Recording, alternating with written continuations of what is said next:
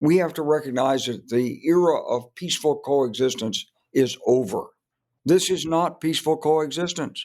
You have the largest land war in Europe since World War II, and there's no sign that Putin, even if he got a ceasefire, would change his strategic objectives. He wants all of Ukraine. He wants the Baltics. He wants control. That was General Wesley Clark, the former NATO Supreme Allied Commander Europe, former Democratic presidential candidate, and Presidential Medal of Freedom holder after commanding NATO's forces during the Yugoslav wars. You're listening to One Decision, the podcast that looks at the choices made that shape our world. I'm your host, Julia Macfarlane, and together with Sir Richard Dearlove, the former chief of Britain's MI6 and my co-host on this podcast, we've been looking this week at one of the most consequential decisions coming right up that may impact all of our lives. However, it's a choice that only American citizens will be able to take. In November this year, of course, we'll learn who will be the next US president, and where the president takes the conflicts in Ukraine and the Middle East may very well be different depending on who wins. So we decided to call General Wesley, who's known Sir Richard a good many years, for his reflection on the 2024 election and what the next president needs to do regarding Russia, China, and the Middle East. I started first by asking him about the lead-up to President Biden announcing he would withdraw from the race. I was sitting in the NATO introductory meeting where he introduced Ukrainian President Zelensky by saying Putin, and people were, we were all pulling for him. We all felt terrible about it. He couldn't do anything about it. He tried to shrug it off. But I think behind the scenes, people who'd been working closely with him had seen a certain decline, a certain lack of energy. And, politics is all about energy. Nobody thought he doesn't have good judgment. He's got great judgment. He's got tremendous experience. We've never had a president who's had so much experience as President Biden, especially in the foreign policy area. I mean, years and years back when I was NATO commander, he was all over foreign policy. And when I ran in 2003, 2004, he was the last person I talked to. I got advice from him, and he encouraged me to run. He said, you got a 30% chance of getting the Democratic nomination, and if you get it, you'll beat George W. Bush. But I was kind of disappointed. He only gave me a 30% chance, but it turned out he was right. It's a very hard thing to win the Democratic nomination, especially if you're coming in cold and you've never been in political office, and as a Democrat, if you're a former military officer, because they're not as keen on the armed services, let's say, as the Republicans might be. So, I've watched him over the years. I've always thought he's an excellent political judgment. Very bright guy. And it was just a real tragedy. But I think the way he has stepped out and turned it over to the party has been brilliant. It's been magnanimous. It's been heroic. This is a man who spent his entire time from the age of 30 on rising in public office. Very unusual career pattern. Not many people can do it for that long, unlike, let's say, a British parliamentary system. In the American system, you have to be reelected. The party doesn't help you. It doesn't help you if you're not elected. If you're out, you're out. And he's never lost an election in his entire political career. So he's been a remarkable political leader. Now it's up to Kamala Harris. She's come out of the blocks fighting. She's made a couple of very impressive speeches. And I thought she would be displaced as the Democratic candidate, but that's clearly not going to happen. It looks as though everyone's rallied behind her. And I'm beginning to think, well, maybe she'll be impressive. She'll do a good job. Maybe she can beat Trump. I mean, for me, when I look at an American election, I'm not worrying so much about domestic issues, which I know most Americans are thinking hard about. I'm thinking about foreign policy issues and issues like China and Ukraine. And the idea of Trump coming back in charge of US foreign policy terrifies me at the moment, particularly when I speak to someone like John Bolton, who was his national security advisor, who actually says in words of one syllable, he mustn't be allowed to touch foreign policy again. So, I'd be interested in Wes's reactions to those comments. I don't think anybody who works for Trump has ever recommended him. Not John Bolton, not John Kelly, the retired Marine general who was the chief of staff, not Jim Mattis, who resigned as Secretary of Defense under Trump. No, I don't think people who've worked for him have any respect for his ability. But here's the thing about Trump. He works really hard. He's very clever. He is charismatic. He can be very charming. And so Democrats and people who are on the outside have a tendency to underestimate him because he has misspellings in his tweets and he's very emotional and he doesn't know anything about policies. But he does touch a chord in the American public, a chord of grievance, a chord of concern, a chord that goes back really to the aftermath of the war in Vietnam, which he didn't fight in, by the way, in which he escaped with a spurious bone spur claim from a doctor. But the point is, he's not to be underestimated as a politician. I think a lot of the problems that President Biden had are traceable to Donald Trump. Foreign policy, I'm talking about. The Afghanistan, for example, Trump is a man who said that the Americans couldn't go out on patrols with the Afghans. So we lost our direct intel. Trump's the guy who told our emissary, Zalmay Khalilzad, just get me an agreement and we're going to pull out completely. So President Biden came into office saddled with that problem of Afghanistan. It was President Trump who conspired or enabled his subordinates to conspire with Russia during his election. And who knows what other things he's done and given away. If I may, General, I totally take your point on Afghanistan. But, there are many people who say that, yes, the pullout was a legacy from President Trump. But President Biden did choose to continue. He could have changed it if he wanted to. He had that ability as president. And when it came to the withdrawal of troops from Syria, Trump announced that he was pulling out entirely from Syria, but he was bent into taking advice from his military advisors, who persuaded him to keep small contingents in certain parts in Syria to maintain stability and order. And there's no way of telling if maybe if he had won, he would not have gone through with the total pullout of Afghanistan. We will never know. But I mean, the pullout of Afghanistan is widely seen by the international community as a fiasco. And, there were those pictures of the withdrawal of the embassies being juxtaposed with positions of that infamous photo of the helicopters evacuating US embassy staffers out of Vietnam. I mean, it was widely seen as a disaster by foreign policy experts outside of the US. Yes, but the point you're making is maybe Biden could have prevented this. Maybe he could have.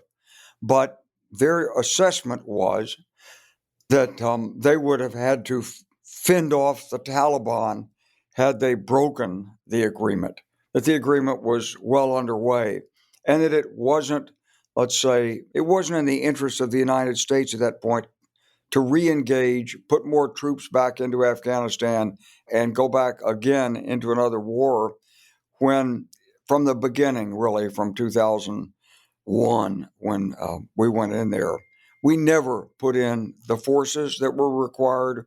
We never had a winning strategy for Afghanistan. It was always an economy of force theater. Let's get on to the main event, Iraq. And of course, that was, in my view, and I've said often that was one of the greatest strategic blunders in American history, was to invade Iraq. So the point is, foreign policy, a president gets what he gets when he gets into office. It's never easy. It's never what you want.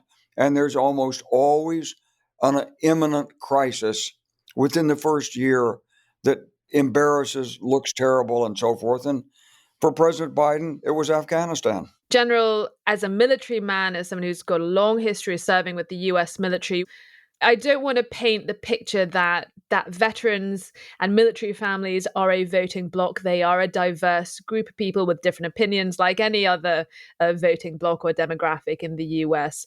But do talk to me about what is the veteran vote that both candidates, whoever they end up being, both nominees, will be vying for? And I am interested, particularly given that Donald Trump, while he's certainly courted military veterans, he has also alienated quite a lot of them. Well, I think that Trump comes in with an advantage for the veterans vote simply because he's masculine.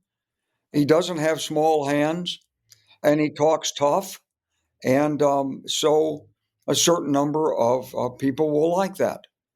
Support among the senior officer corps is maybe 5% or maybe less, because people who've seen him and worked with him up close have no respect for him whatsoever. He doesn't care about the facts, doesn't care about the concept, doesn't learn, doesn't listen, not somebody who can be trusted with national security secrets.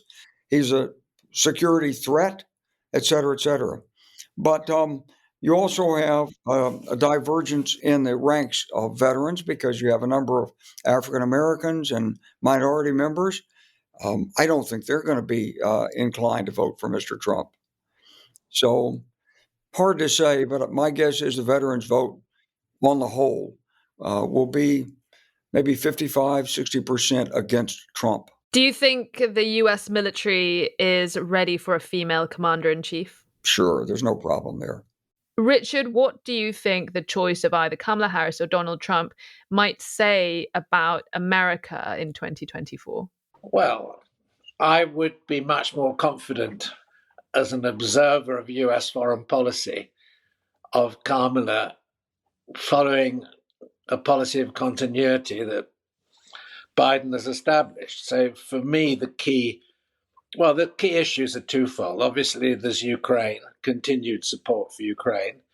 And I think Wes and I probably have made similar statements on Ukraine over, several years now, worrying about European security, worrying about what would happen if Putin were able to claim, I wouldn't say victory, but let's say some degree of success in Ukraine. So there's that issue.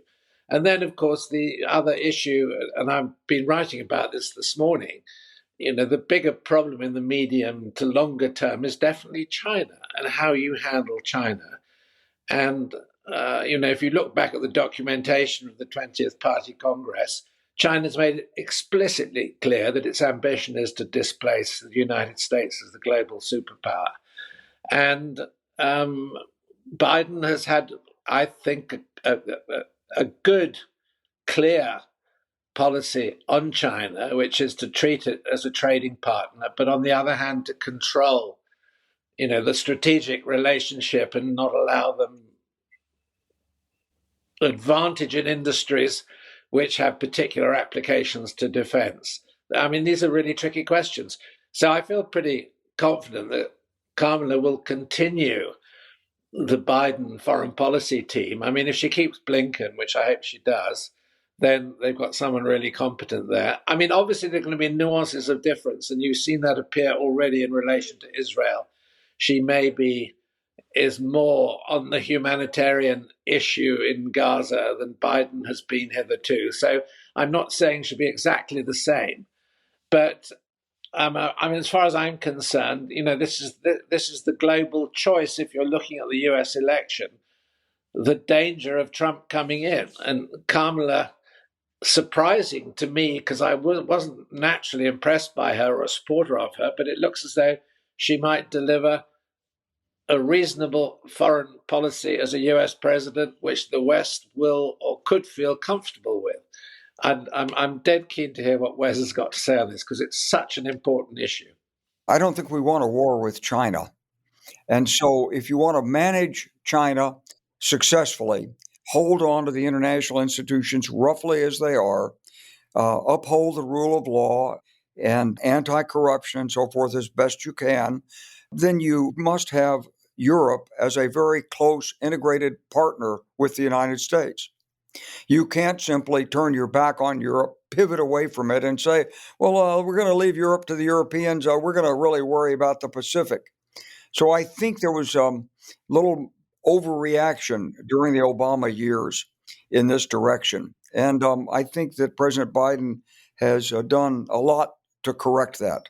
NATO is the essential institution, at least overt institution, Richard. I don't want to talk about covert institutions, but it's the overt institution that binds the United States and Europe together in terms of security.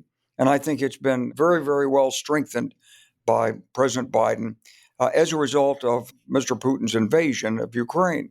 So I think that bodes well for managing China in the years ahead.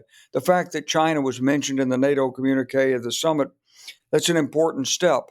Now, of course, Mr. Putin and Xi are counter-organizing and trying to bring together their own coalition, but they lack the industrial strength, they lack the moral convictions and international law and the legacy, I think, to do this successfully. We know that ultimately, Putin's greatest fear, he has nothing to fear from NATO, really. His greatest fear is Chinese expansionism in East Asia. But for him to do something about it, he thinks he has to have Ukraine and the Baltics and control over as much of Europe as he can get so he can turn around and face the Chinese tiger. And President Xi knows all this. So theirs is an alliance not of values, but simply of convenience. And Xi is, despite they say it's a unlimited alliance, but it's been closely limited. And both sides are watching the other. What technology from Russia goes to China?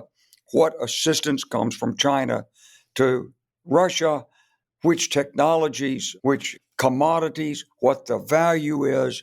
It's very dynamic tension between the two underneath. The Biden administration has really touted things like the reestablishment of military-to-military communications with the Chinese. That has been very important. It's something that we didn't have for a number of years after tensions flaring in the Pacific. By that, I mean, particularly the Gulf, former American allies such as the UAE and Saudi Arabia, who are very disappointed with how the Biden administration reacted to things like Houthi attacks on their territory. We saw that President Xi was very central in recent détentes between Iran and Saudi Arabia. Xi is now getting involved in the Israeli-Palestinian conflict by trying to consolidate different Palestinian factions.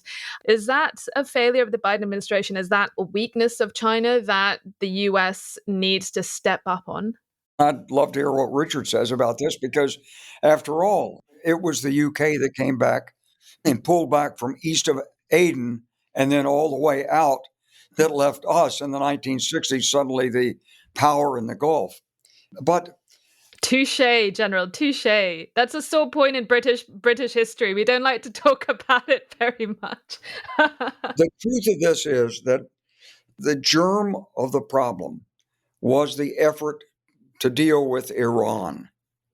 And early on in the Obama administration, there was a lot of upheaval in Iran, and they were asking for Western support. And President Obama, rightly or wrongly, said, don't do stupid stuff. I'm not getting in another problem in the Middle East where I've got Iraq right there. So he did nothing. And then they thought, well, let's try to bring Iran in from the cold. And so it was this effort, meant to be secret, of course, but it wasn't, that really alienated and concerned our allies, the Saudis, the Emiratis. Now, all that having been said, of course, Oman, the Emirates, Kuwait, they're all happy to coexist with Iran. Qatar, they trade, they talk, there's commerce back and forth, but they wanted us as a strong backstop, and suddenly we weren't. And it sort of undercut their position. And so they see the ambivalence. They were more comfortable, I think, with Trump administration getting rid of the Joint Comprehensive Program of Action, the nuclear agreement. And then when Biden came back in, the people who negotiated said, well, let's try to get it back. But this further undercut the strength of a relationship. So I think there's an increasing awareness on the part of those in the Gulf that they have to kind of stand more on their own 2 feet. The 1960s, the 1970s, the days when an aircraft carrier could go into the Gulf and people would say, oh, my goodness, it's the most amazing thing. Those days are pretty much over. And so it's up to the United States leadership to pull together this nascent arrangement between Israel and our friends in the Gulf into something that's more of a strategic alliance, something that stands up to the Iranian threat. Iran's going to be nuclear within a year for sure. They could be nuclear right now. Some of my friends tell me they've already got 5 or 6 nuclear weapons. They're just waiting to test. They have to make a decision because when they do test, there'll be other challenges that they may face. And so this is going to be probably the first crisis that President Kamala Harris has to face when she comes into office. Richard, have the Dems dropped the ball with Iran? Should they have been more hawkish? Well, there are aspects of Trump's foreign policy, like the Abraham Accords, which have had a degree of success. So you have to recognize that. I've always been an opponent of the JCPOA because I think it gave Iran a green light to misbehave in the Middle East. I mean, they felt that if they had signed up to the JCPOA, they could then do what the hell they liked. And I think that was a miscalculation. And I mean, I agree with Wes that the problem that we face in the Middle East is largely the destabilization of the Middle East by Iran's interventions. And the latest being, of course, their puppeting of Hamas in producing this huge crisis in Gaza, which is now, of course, destabilizing the whole area. And okay, those opportunities have let the Chinese in to an extent. And I agree also with what Wes is saying, that there is an expectation that the Middle East has got to stand more on its own feet and rely less on assistance, particularly from the West and from the United States. But, I mean, if you look across the Middle East and deal with the leadership there, I don't think they have that much empathy for China. They see China as a convenient sort of short-term, I wouldn't even say ally, which they can use as a bargaining chip. Most of the Middle Eastern rulers actually look towards the West and towards London. Culturally, they look towards it economically, okay, with interventions from the Chinese, which are sometimes strategic, sometimes not. But overall, I think the West still generally, the United States, is the key player. But if you take a longer term view, the idea that the Middle East will be a central issue for US foreign policy, I think that's in decline. I mean, Wes has already pointed out to us the importance of China, at the moment, the importance of Europe. And there'll come a point, where the Middle East is no longer the primary supplier of energy. I mean, the US is already the world's largest energy exporter. So there's strategic things going on which are changing the balance of these relationships, which we've all become accustomed to, as Wes says, going back to the 60s and the 70s, when you put a couple of aircraft carriers into the Indian Ocean and everybody gasped. Those days are over. And I mean, look at the difficulty we have in punishing the Houthis for mucking up Western shipping going up through the Gulf. I mean, it's a problem. Even today, it's a problem. Generally, you have your own consulting firm now in your name, and you do some business in Latin America. And so I have to ask you just for your thoughts on what's happening in Venezuela at the moment. A lot of people are saying that the same thing is happening as it has done for more than 30 years now. Maduro is clearly not letting go of power that easily. There were plenty of indications that the Venezuelan electorate, they were ready for a change. And there have been a lot of allegations of interference. People have been unable to vote. Fears that an election result may not accurately reflect the sentiments of the people of Venezuela. I was down in Guyana in December. Of course, Venezuela would like to have access to the offshore reserves that Guyana is going to exploit for a lot of money, and Guyana does not have the means to defend itself. When I was there, just so happened Maduro flew off to see Putin. So, Russia and China are very much involved in this. I had no expectation that this was going to be a free and fair election. The United States gave him a chance. We lifted sanctions on oil temporarily, and then he disqualified his principal opponent.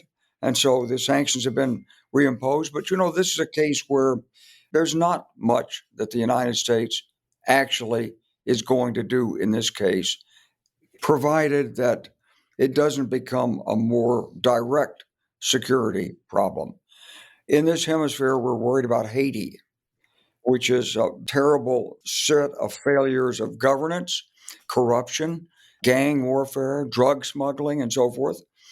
That there are other countries in Central America which also need urgent attention. Colombia has been very hard pressed to deal with the Venezuelan refugees. There are problems with drug smuggling and what that's done to the country of Ecuador.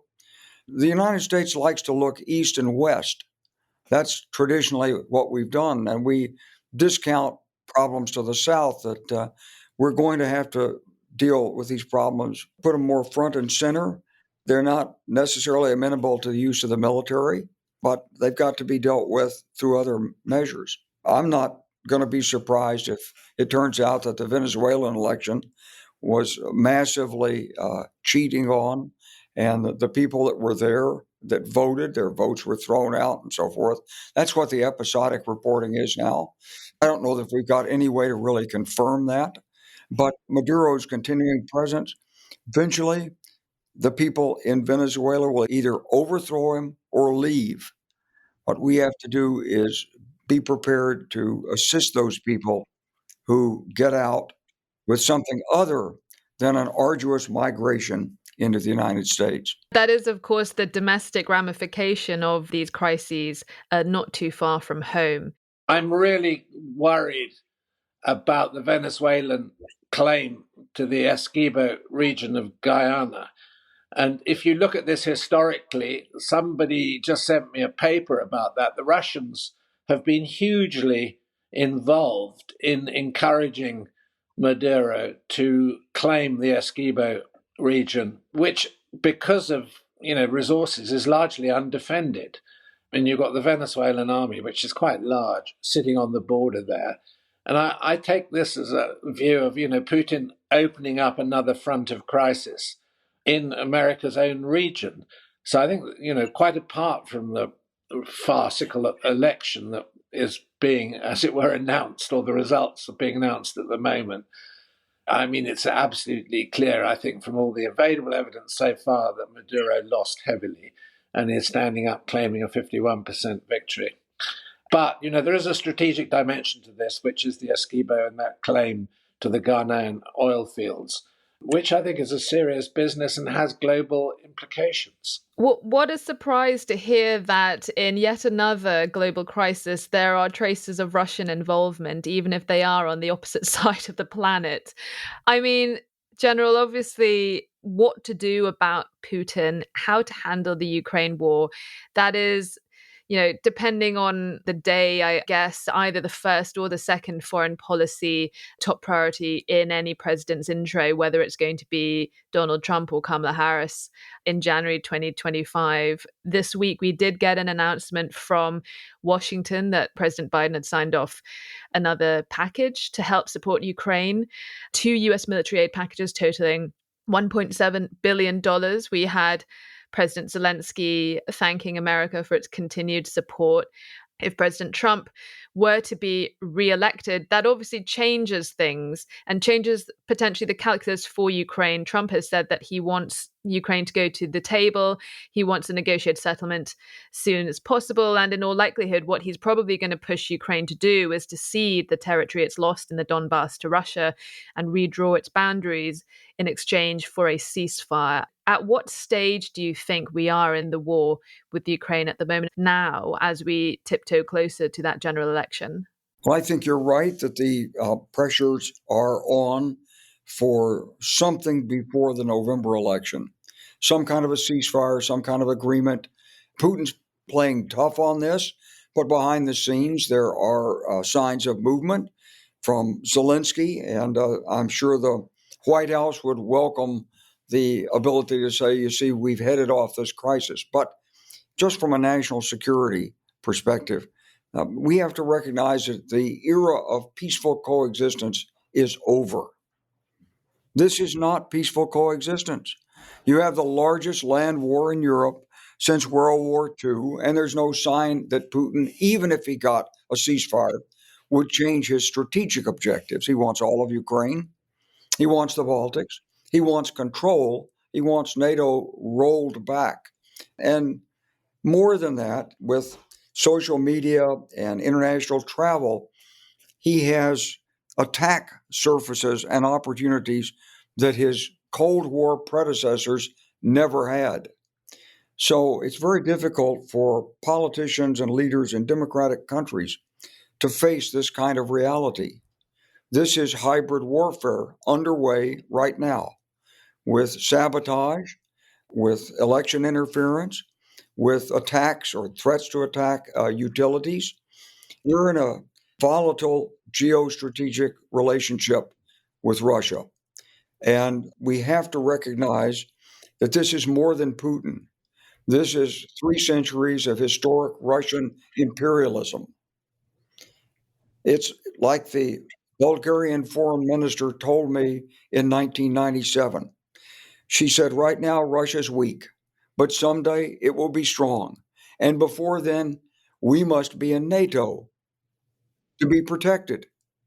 That was a hard message for the West to appreciate in the 1990s when Boris Yeltsin was there and there was the possibility of a democracy in Russia emerging. It's not a hard message now. And so this is a problem first for Europe to pull its socks up, put the resources into the defense sector that are necessary. Some nations are relooking conscription, and well, they should, because if the situation in Ukraine were to collapse, there'd be an immediate requirement not only for more production from military industries, but for more forces to go on those flanks. And it's a problem for the United States. So, yeah, I think the near-term prospect would be maybe 60-40 that the fighting might get stopped, but it's 0% likelihood that that kind of a ceasefire would bring any meaningful security to Europe. We're in a hybrid state of war, and the Russians think they're at war with the West. We may not think that, but the experts, the defense experts, the people with Wes's military background, with my intelligence background, understand precisely the nature of this problem. It's really, really serious. I mean, the big example, the great example in Europe is Poland. Poland's already up, I don't know, 4 or 5% of GDP. They say they're going to go up to 7 or 8% of GDP. They'll have the largest army in Europe. If they continue to spend at that rate, they train and they equip, which is great. We need them badly.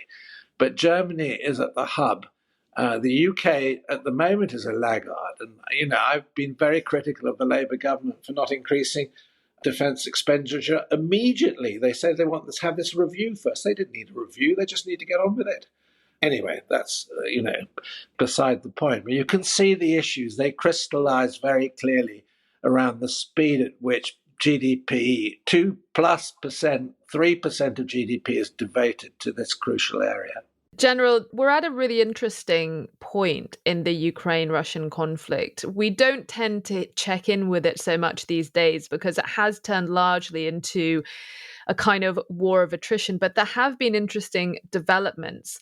Both sides are really starting to run out of fighting age men to throw at the meat grinder, and that is certainly taking its toll. And although it is a slow-moving war, we've also seen big changes in some of the diplomatic language and some of the posturing around this, particularly when it comes to Ukrainian allies shifting ever so slightly but meaningfully on the question of whether the Ukrainians are allowed to strike within Russian territory.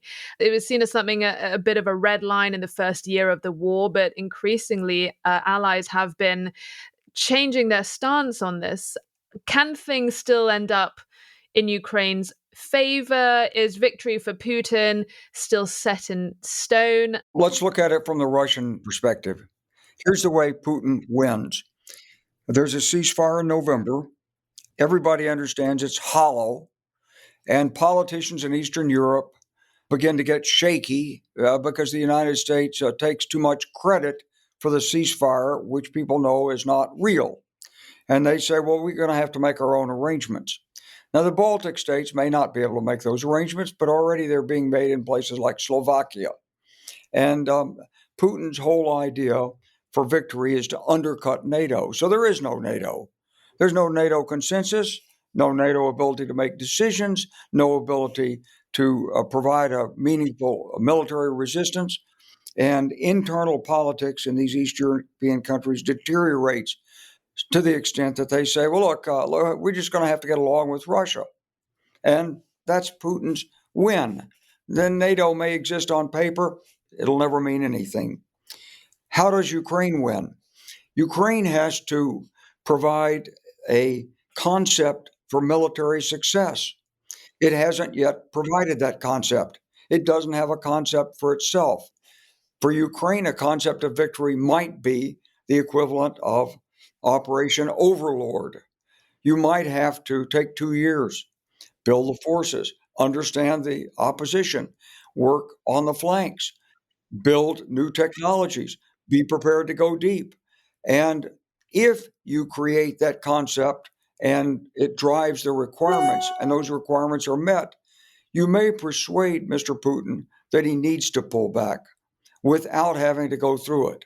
So there's the military, and then there's the military shadow that moves in front of the operation. But if you don't have a military concept asking for more and more and more, give me more of this, want to strike deep, let me hit this airfield, that's not adequate for guaranteeing the resourcing that's needed. Got to have a concept. And it hasn't been presented publicly. I don't believe it's there privately. You know, in 1942, the Allies were pushed by Stalin to open a Western front, open a Western front, open a Western front. So we charged across the channel to Dieppe. Should have been easy. It's just a French town. So 60 miles across the channel, it's no big deal. Put a Canadian brigade in there in 6 hours. Half the brigade was killed, wounded, or captured. 100 aircraft were shot down. A destroyer was sunk. And it took 2 years after that. This is very much the analogous situation. If we really believe that national borders are sacrosanct, that in the 21st century you can't overrun a country by force and take its pieces, then, as Richard says, we've got to organize for that. We've got to equip for that. We've got to gird ourselves emotionally for this. And yes, there's a way to do this, but it's going to take leadership, statesmanship, and resolve. It was a pleasure to have you, General. That's it for this week's episode of One Decision. We drop new episodes every Thursday. Like and subscribe so you never miss an episode. From me and the team, thank you for listening and see you next time.